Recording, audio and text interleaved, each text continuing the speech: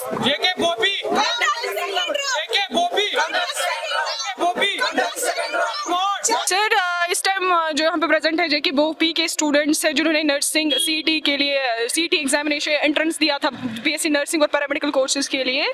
Protest का वाहिद मकसद सिर्फ ये है कि सेकंड राउंड हो जाए, क्योंकि जो भी यहाँ पे स्टूडेंट्स प्रेजेंट है और कुछ नहीं आ पाए हैं ड्यू टू क्योंकि दूर दराज इलाकों से स्टूडेंट्स हैं। मोटिव सिर्फ ये है कि जो स्टूडेंट डिजर्व जो कोर्स करता है उसको मिले। लोअर रैंक जो डाउन रैंक वाले हैं वो एडमिशन उन्होंने वो कर चुके हैं, ये डिसिप्लिन में जो उनको प्रोवाइड हुए हैं, जो कॉलेज उनको प्रोवाइड हुए हैं। हम यहाँ पे 2-2 साल के ड्रॉपर्स बैठे हैं, हमको बिल्कुल भी कोई कोर्स नहीं मिला, कोई भी कॉलेज नहीं मिला। और हमने जब उनके साथ अच्छे तरीके से बात करना चाहिए, वो हमारे साथ वहाँ से उन्होंने रूडली उन्होंने बात की, बिल्कुल एरोगेंट वो हो गए। वहाँ से उन्होंने बोला कि हम नहीं कर रहे हैं सेकंड राउंड। तो जैसे लाइक उनकी पर्सनल बेसिस पे हो रहा है, it's like JK Bopi board of professional entrance examination. मैं यहाँ पे कहना चाहूँगी कि इनको प्रोफेशनली सब कुछ हैंडल करना चाहिए। नहीं होगा स्टूडेंट डिप्रेस कश्मीर का तो क्या हो जाएगा। ये 3-4 साल के ड्रॉपर भी इवन है यहाँ पे कुछ जिन्होंने 4 साल मेहनत की है। अब इस टाइम पे जो हम ऐसे पॉइंट पे खड़ा हो चुके हैं कि ना हम कहीं पे अब एडमिशन कर सकते हैं प्राइवेट इंस्टीट्यूशन में, और क्यों हम करें। हम 4 साल से फिर कर क्या रहे थे, 3 साल के ड्रॉपर्स कर क्या रहे थे जब हमको प्राइवेट ही करना था। सर हम तो पर्सनली उनको किसी चीज़ के लिए टारगेट नहीं कर सकते, क्योंकि हम नहीं चाहते ऐसा कुछ हो। वो क्या कर रहे हैं वो उन्हीं को पता है। लेकिन याद कोर्सेस ये प्रेफरेंस देने, वो जो डिजर्विंग है उनको मिलनी चाहिए। B pharma 12th based paramedical GNM MRT course जो भी होते हैं उनको प्रेफरेंस दी गई।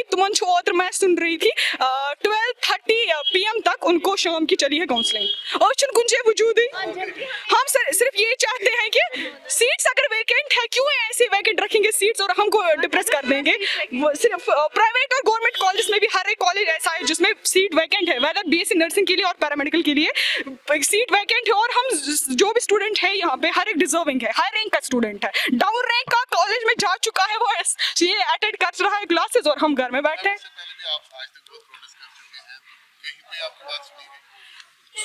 सुनने वाले तो सुनते हैं, लेकिन कोई भी मुझे नहीं लगता तो हम यहाँ पे होते नहीं। अगर हम क्योंकि हमने बहुत टाइम से उनके साथ अच्छे से बात करनी चाहिए। स्टूडेंट्स वहाँ पे गए हैं जेके बोपी ऑफिस, उन्होंने चेयरमैन से भी इवन बात की है, लेकिन उनका कहना है कि उन्होंने हमसे रूडली वहाँ पे बात की। उन्होंने बोला कि हम सेकंड राउंड, हम बस ये चाहते हैं कि अगर हम डिजर्व करते हैं, अगर हमने मेहनत की, हम आप क्यों नहीं करेंगे। हमारा एग्जाम हुआ और काउंसलिंग कंप्लीट हुई अक्टूबर में। रीजन दिया इतना डिले का काउंसलिंग का, सीडीपी का केस, वो भी फिर सॉर्ट आउट हो गया। फिर हमारी काउंसलिंग हुई, फिर हमारी जो सिलेक्शन लिस्ट है वो 18 को रिलीज हो गई। टोटल सीट्स थे 3700, खाली 3100 फिल हो गई। उस सिलेक्शन लिस्ट से हमें पता चला कि 600 से ज्यादा सीटें वैकेंट है।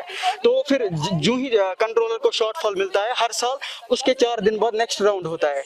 लेकिन इस साल इन्होंने और डिले किया। अभी हम 28 को हमने जब शॉर्टफॉल उसको रिसीव हुआ कंट्रोलर को, तो उसके बाद 1 महीना था, वो कर सकता था आराम से। अगर वो बिजी था, हमारी काउंसलिंग जैसे पहले राउंड ऑनलाइन कराई वैसे इसको सेकंड राउंड भी ऑनलाइन कराना था, लेकिन ये नहीं चाहते थे, पता नहीं क्या रीजन रहेंगे। अब एक महीने में तो आराम से कर सकते थे हमारी काउंसलिंग, लेकिन इन्होंने की सीट्स भी वैकेंट थी, क्यों नहीं करेंगे। एक तो इनको हमारी प्रायोरिटी पे ही करानी थी, क्योंकि हम 5 महीने से सफर कर रहे थे, और अब हम यही चाहते हैं हमारा सेकंड राउंड हो। तो बाहर भी नहीं निकलते, क्योंकि लोग भी पूछते हैं कि आप ताने देते हैं।